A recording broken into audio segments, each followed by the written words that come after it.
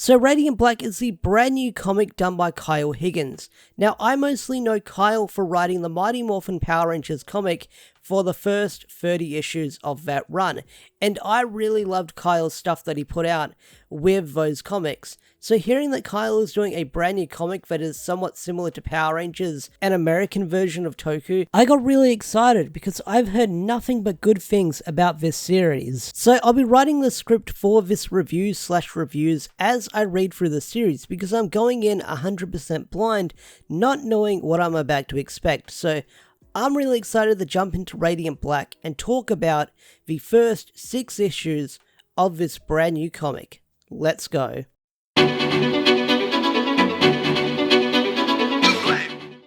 So the first thing we see when we open up this comic is meet our main hero, Nathan Burnett. Someone who is a character that we can probably all relate to. Someone who's got a struggling career and is buried in mountains of debt. I mean, he's like 36 grand in debt. And he's forced to move in with his parents until he can pick himself up again.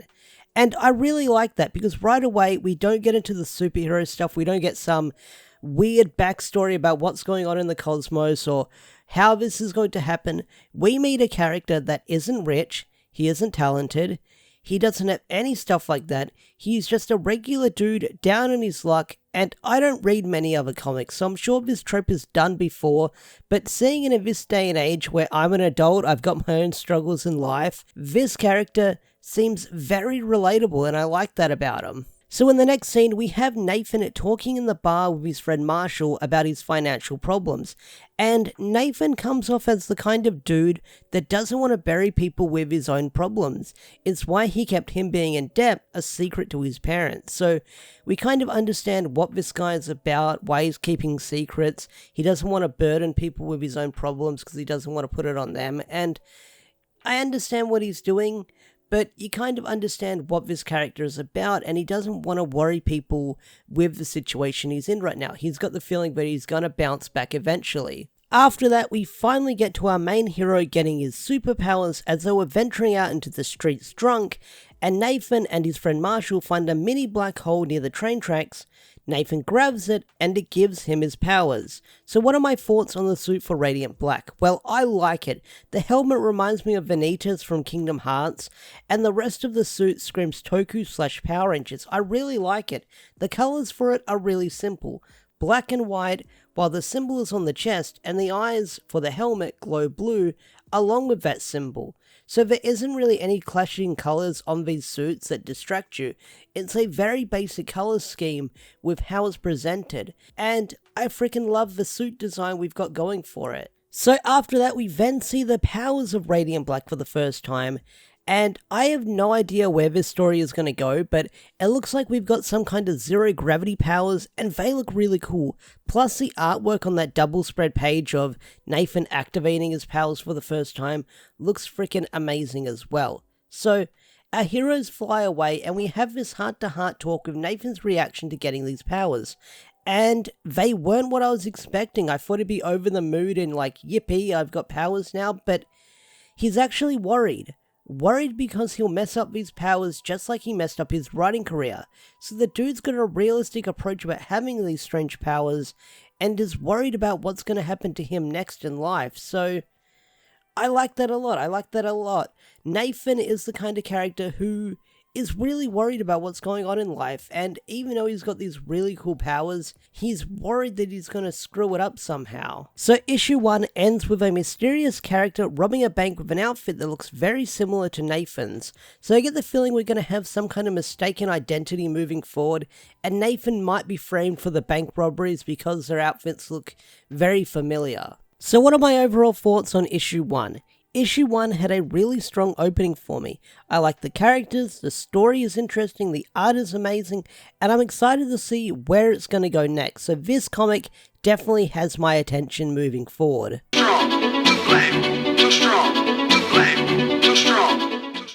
So, issue 2 opens with Nathan returning home after his adventures from last night, and I really like the dynamic he's got with his family. From issue 1, we see how loving and caring they are when we see him move back home, but I was expecting some kind of family tension with one of the parents, especially the dad. I thought he'd play into the arsehole dad narrative, but seeing him try to give advice to Nathan and want to help him out, he seems like a good character so far. So we also get to see Nathan's powers developing when he's not transformed, one of them being levitation, but we also get to see the mini black hole and he's able to place it into his chest. So the cops from the last issue return, which is something I was kind of thinking would happen because they would see his face as friend and it would be only a matter of time before they run into each other again.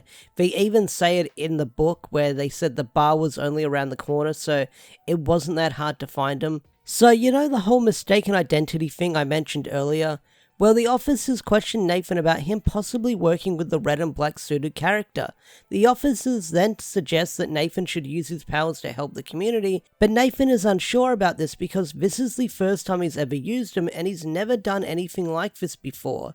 So, that's one thing I'm enjoying about this comic and how Nathan is written. He's not jumping into superhero things right away, and he's unsure about these powers, so we're going to see Nathan sort of probably get into the hero role and see how he becomes the hero. So this character is going to go from zero to hero and learn about the responsibilities of his powers and how he wants to use them. So Nathan gets a big brain idea to track down the mysterious red and black hero, which sounds dangerous and stupid because we don't know if this character is a friend or a foe, and he wants to find them.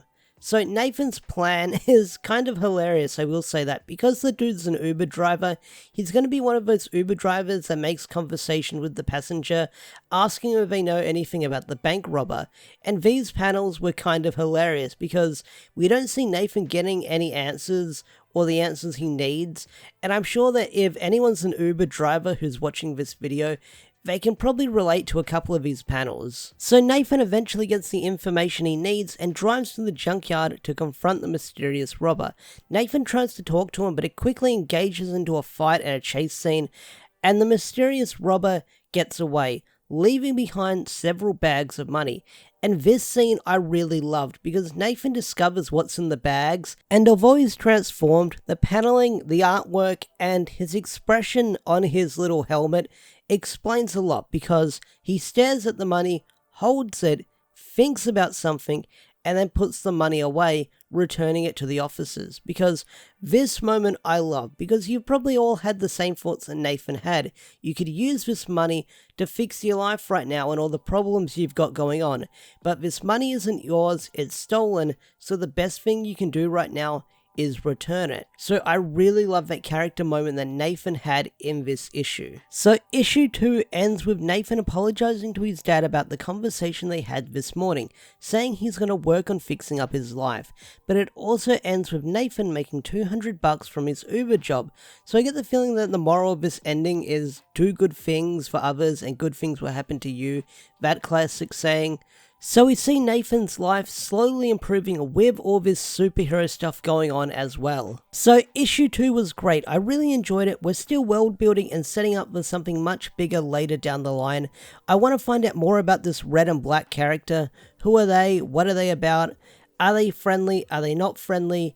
Are they going to be the rival character through this comic run? I want to find out. But the mystery of his powers and their origins also has me hooked. Solid issue. I really, really enjoyed it. Too strong. Too strong. Too strong. So issue 3 opens up with seeing more of Nathan's home life with him living with his parents, and I gotta say, I like these nice wholesome moments.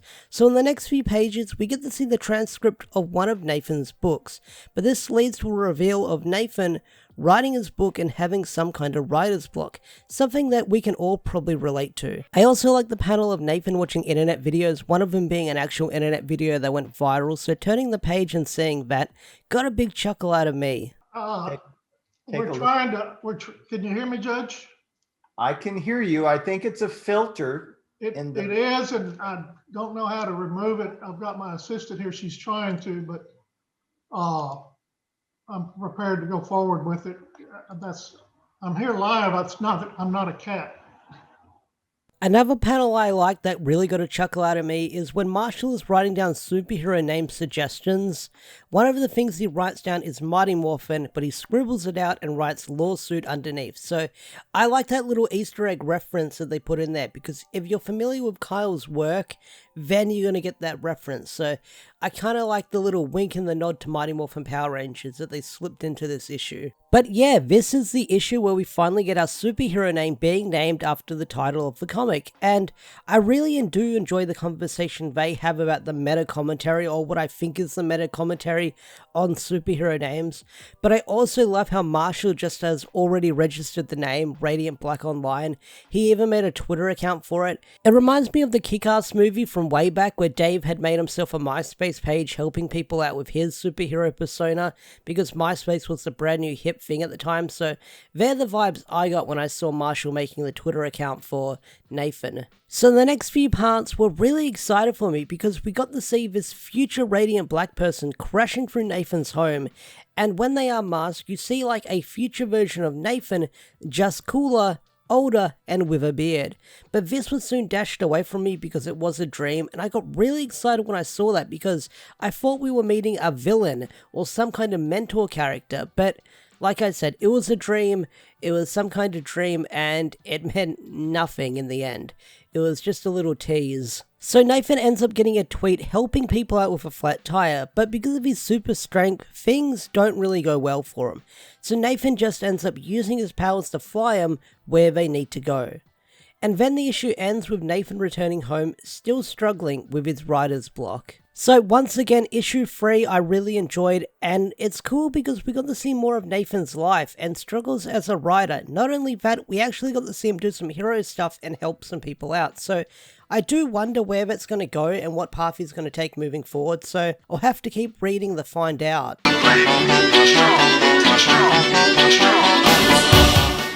Alright, issue 4. So issue 4 opens up with Nathan dreaming and seeing some kind of mysterious being.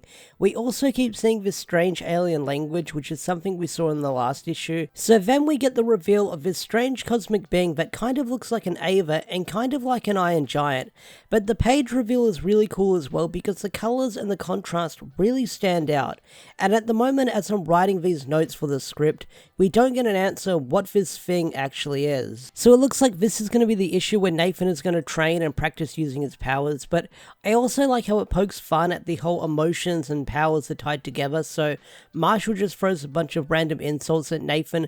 One of them actually does make him mad, and that's where he says, Justine would still be around if you knew how to conjugate. This line actually does anger Nathan, and we get to see a little beam attack being used, but what's also really interesting about this line is it shows another layer to the character for Nathan, something about him we didn't know yet. We also get a tease and hint that Nathan had a lover and it didn't really work out for him, so I'm guessing because of how his life is right now, that relationship didn't work out for him, but I do wonder if we're going to see this Justine character later down the line, if she shows up or not.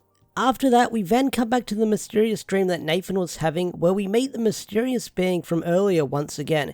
They mention two things that are of importance right here. One, Nathan is now stuck with the Radiant for the rest of his life, he can't remove it.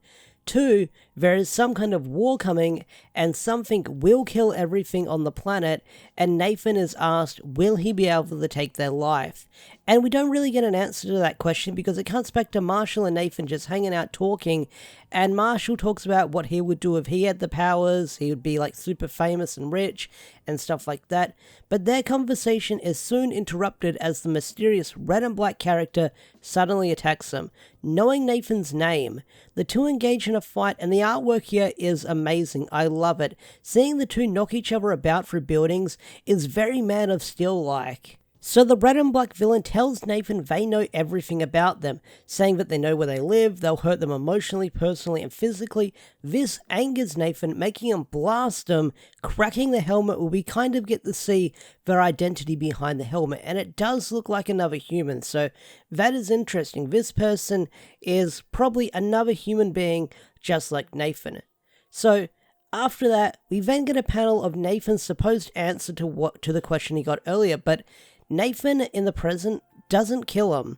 he tells him to leave, which is a big mistake heroes do to the villain by saying, leave, don't ever come back here, don't let me see your face around here again. You know, the typical hero's speech they say to villains to give them a chance to live another day. But this doesn't work, and the villain attacks Nathan in the back, but he responds very quickly, and they get into a really cool Dragon Ball Z beam struggle, which doesn't really have any winners in this beam struggle right here. So because of the outcome of this battle, the building is beginning to come down. Nathan manages to get everyone outside, including the villain character, but Nathan isn't able to escape himself and the building comes down on him. And this is when the next few pages shocked me. Nathan is dead. We have Marshall now talking to the mysterious being, learning about what we heard earlier, the war, and will they be able to take someone else's life? Marshall says yes, and is about to become the new Radiant Black. Okay, I'm lost for words after reading issue 4 because we're 4 issues in and the main character we've been following has been killed off already. It kind of reminds me of the manga Gantz, where that series had several main characters and they were killed off by the 3rd story arc, but seeing Marshall now take up the spot of Radiant Black and have revenge on his mind, I'm very curious to see where the story is going to go next. But for Kyle the Killer, the main character we've been following for months if you read the comic monthly, and for him to die trying to save people, is a big kahuna's move to kill off your main character already. But I am interested to see how Marshall will take up the mantle, because earlier he was talking about what he would do if he had the powers, so I wonder how we're going to see Marshall fit into the hero role.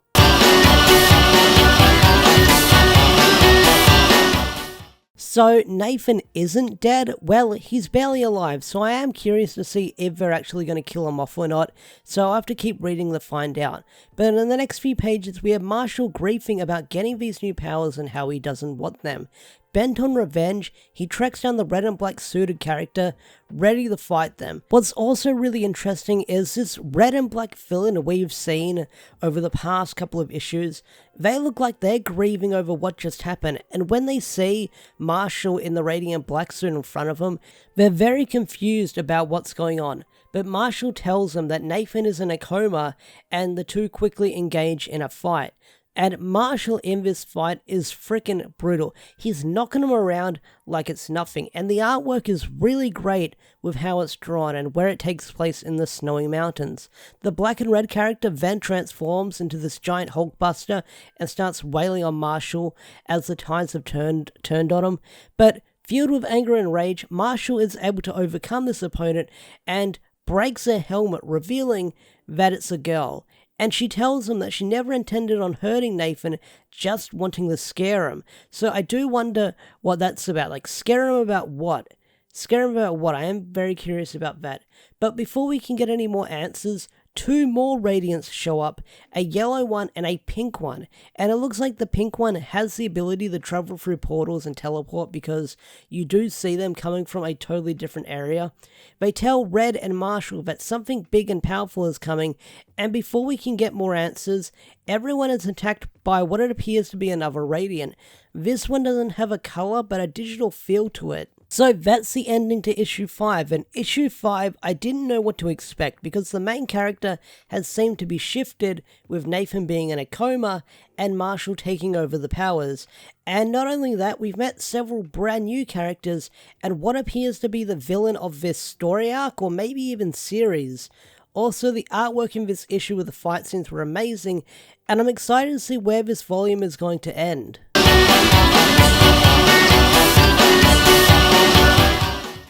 So issue 6, the final issue in this tradeback. So this issue focuses on Satomi, someone who was kind of in the same situation that Nathan was. She's got a husband that's in mountains of debt, and this Owen guy who she's married to is a real freaking scumbag. What he does is he takes her signature and takes out all the money to pay off his debt, leaving her with nothing.